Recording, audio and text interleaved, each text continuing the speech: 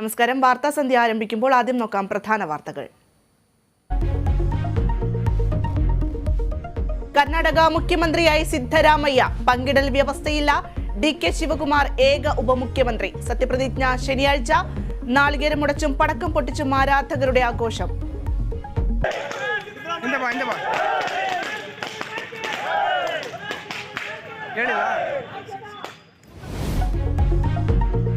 കേന്ദ്രമന്ത്രിസഭയിൽ അപ്രതീക്ഷിത അഴിച്ചുപണി. കിരൺ റിജിജുവിനെ നിയമമന്ത്രി സ്ഥാനത്ത് നിന്നും നീക്കി.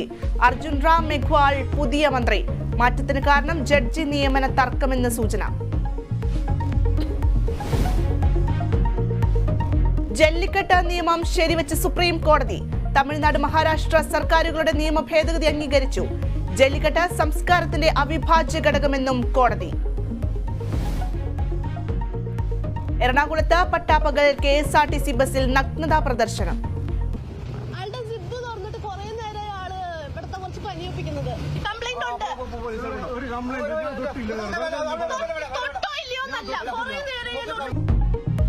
സബാദിനെതിരെ കേസെടുത്ത് പോലീസ്. ദുരനുഭവമുണ്ടായത് ചലച്ചിത്ര താരവും മോഡലുമായ യുവതിക്ക്. കൊല്ലത്ത് മെഡിക്കൽ സർവീസ് കോർപ്പറേഷൻ ഗോഡൌണിൽ തീപിടുത്തം. 10 കോടിയിലധികം രൂപയുടെ നാശനഷ്ടമുണ്ടായതായി വിലയിരുത്തൽ.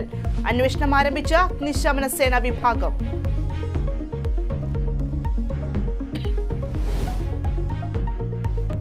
ജ്ഞാനായ സഭ അന്യസഭാ വിവാഹത്തിന് വീണ്ടും അനുമതി നിഷേധിച്ചു. ഈ പിള്ളേരുടെ കണ്ണീരിന്റെ വില കൊടുക്കേണ്ടി കണ്ണീരിന്റെ വില കൊടുക്കേണ്ടി വരും. ദൈവം സാക്ഷിയായിട്ട് ഒരു നേടി കിടക്കട്ടെ. ഇവിടെ എല്ലാ ദിവസവും ബൈബിൾ ഇവിടെ പൊക്കുന്നുണ്ടല്ലോ. ക്രിസ്തീയ ബൈബിൾ പൊക്കുന്നുണ്ടല്ലോ. ആർക്ക് വേണ്ടിയിട്ട്? എന്തിനു വേണ്ടിയിട്ട്? സംഭവം കാസർഗോഡ് കൊട്ടോടിയിൽ പള്ളിക്ക് പുറത്തുവെച്ച് വധൂവരന്മാർ മാല ചാർത്തി. സഭയുടെ നടപടി ഹൈക്കോടതി ഉത്തരവിന്റെ ലംഘനം.